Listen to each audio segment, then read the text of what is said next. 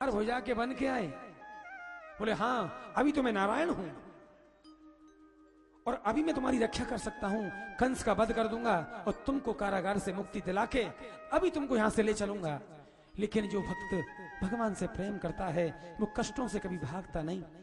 बोले नहीं, ऐसे नारायण का क्या करूंगी? अरे यदि जब तक आपने मुझे बोला था बालक बन के आओगे, ये नारायण बन के क्यों आ गए?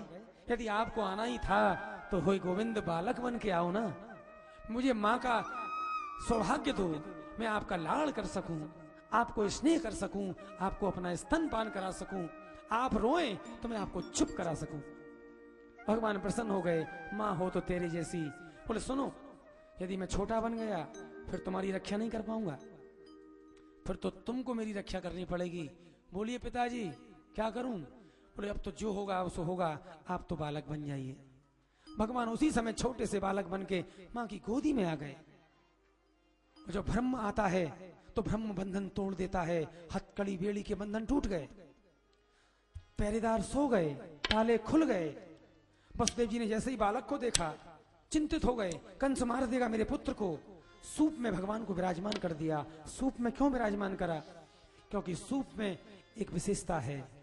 सूप में जब हम लोग गेहूं को छानते हैं ना, तो गेहूं तो रह जाते हैं और कूड़ा बाहर निकल जाता है। लेकिन चलनी में एक दुर्गुण है, चलनी में छानते हैं तो कूड़ा रह जाता है, गेहूं निकल जाते हैं। तो सूप में गुण है, सार सार को गहर है, तो जगत का सार है वो सूप में रहता है। भगवान को सूप में लेके वसुदेव जी महाराज तुरंत कारागार में से बाहर निकल आए। सारे पहरेदार सो रहे थे, धीमी धीमी बारिश पड़ रही थी। वसुदेव जी महाराज बड़े डरे हुए, कंस को पता ना चल जाए मेरे बच्चे का बाल भी बांका ना हो।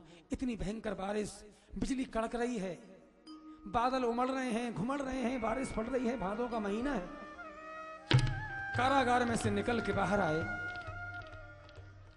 यमुना जी में, यमुना जी को देखा, यमुना जी में बाढ़ आई है, जल की धारा प्रबल वेग से यमुना में बह रही है। घबरा गए, हाय राम मेरे बच्चे का क्या होगा? लेकिन अपने मस्तक पे भगवान को बैठा के भगवान का ही चिंतन करते करते आज यमुना में उतर पड़े वसुदेव जी महाराज। बोलो बाल कृष्ण लाल की जय, वसुदेव जी महाराज की जय। सभी लोग बैठे रहें। देखिए भक्तों से निवेदन है कि सभी लोग बैठे रहें, कोई भी खड़ा ना हो, क्योंकि खड़े होने से क्या है, कथा का भाव